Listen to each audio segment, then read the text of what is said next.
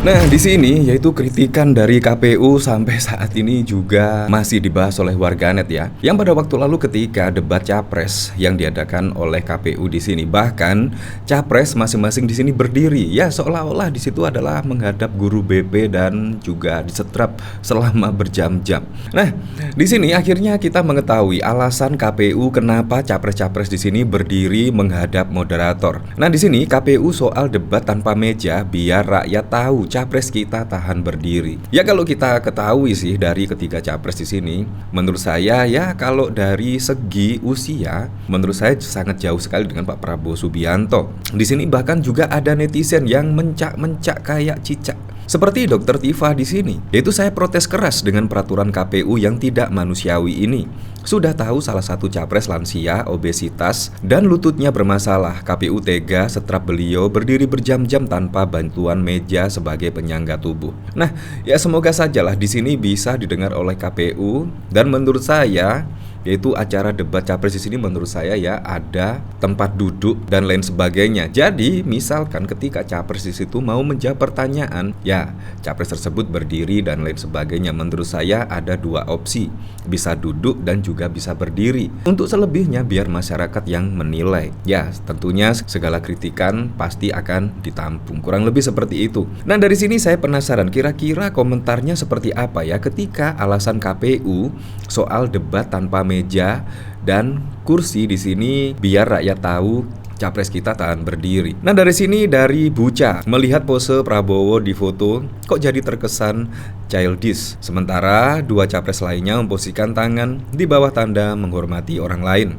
Para pendukung Jokowi yang sekarang dukung Prabowo karena faktor Gibran. Come on, kalian beneran yakin dengan pilihan kalian karena Gibran? Minimal kasih mimbar biar bisa barbar. Tanyain aja KPU mah bebas kok. Ya bahkan pada waktu lalu juga Gibran terlihat tidak bisa menahan emosi ketika Pak Prabowo Subianto di sini diberikan pertanyaan oleh Anies Baswedan tentang putusan MK. Bahkan pada waktu lalu juga rame kenapa di situ tidak ada mimbar, yaitu ketika debat capres. Di sini bahkan ada alasan yang menyebut kalau ada mimbar bisa digebrak-gebrak dan lain sebagainya.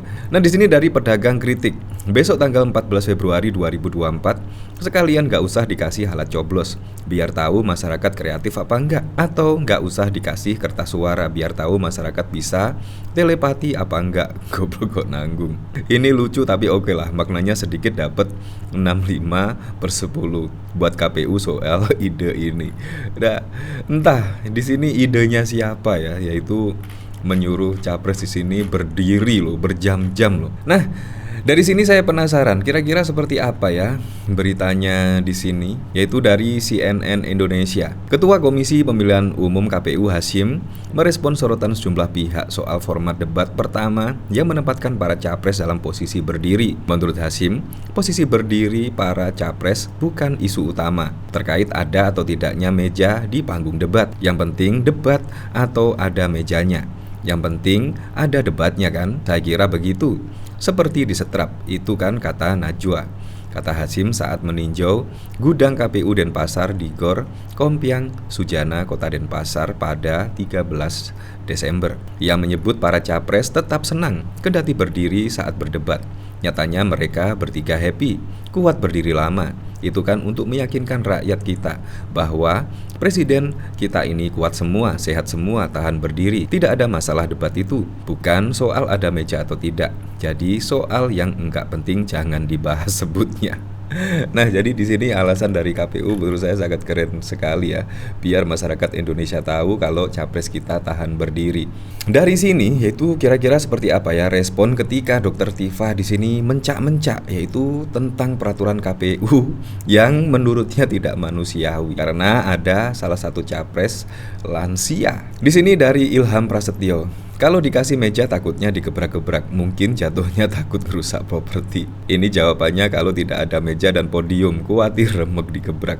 Di daerahku belum ada yang bagi kaos nomor 1. Gimana cara mendapatkannya padahal satu RT pendukungnya hampir 60% nomor 1. Saya setuju, nggak pakai meja biar nggak bisa nyontek dan hal-hal lain yang berkaitan dengan alat bantu elektronik. Capres sudah dinyatakan sehat, berdiri kan cuma beberapa menit terus duduk lagi. Kalau capres merasa nggak sehat ya sekarang mundur aja lebih baik. Ya ini menurut saya sangat masuk akal sekali ya. Kenapa kok tidak ada meja? Kemungkinan di situ ya tiba-tiba ada alat bantu untuk menjawab pertanyaan dan lain sebagainya. Jadi di situ menurut saya sangat masuk akal sekali tidak ada meja karena di situ kemungkinan capres-capres lainnya tidak bisa mencontek, tidak ada alat bantu apapun. Dan artinya di sini KPU benar-benar netral. Semoga sajalah KPU di sini benar-benar netral sampai besok pada tanggal 14 Februari hingga pemilihan umum selesai dengan transparan, jujur dan juga adil. Menurut saya itu yang diharapkan oleh masyarakat. Nah, bahkan di sini juga debat capres masih trending topik di Twitter ya. Di sini debat capres. Ya memang pada waktu debat capres menurut saya sudah sangat keren sekali ya menurut saya, yaitu jawaban dari masing-masing capres lainnya sangat keren. Ya kalau ada insiden kecil-kecil seperti Gibran misalnya, yaitu bahkan tidak menjaga emosi, bahkan terlihat menyoraki pendukung Anies Baswedan atau apa itu ya. Jadi menurut saya sangat lucu sekali. Dan kita bertekad memberantas korupsi sampai ke akar-akarnya. Berantas korupsi sampai ke akar-akarnya. Beliau sendiri menyampaikan bahwa tidak berada dalam kekuasaan membuat tidak bisa berbisnis, membuat tidak bisa. Nah, akhirnya di sini kan terlihat, yaitu Pak Prabowo terlihat capek ketika break saat debat, istirahat saat debat. Di sini bahkan juga dikomentari oleh Husnul Khotimah. Prabowo Gibran ngamuk, joget gemoy dan riang gembira itu pura-pura saja. Debat capres semalam membuka tabir watak asli masing-masing. Pasangan calon presiden dan calon wakil presiden, Anies yang pandai retorika dan bermain kata.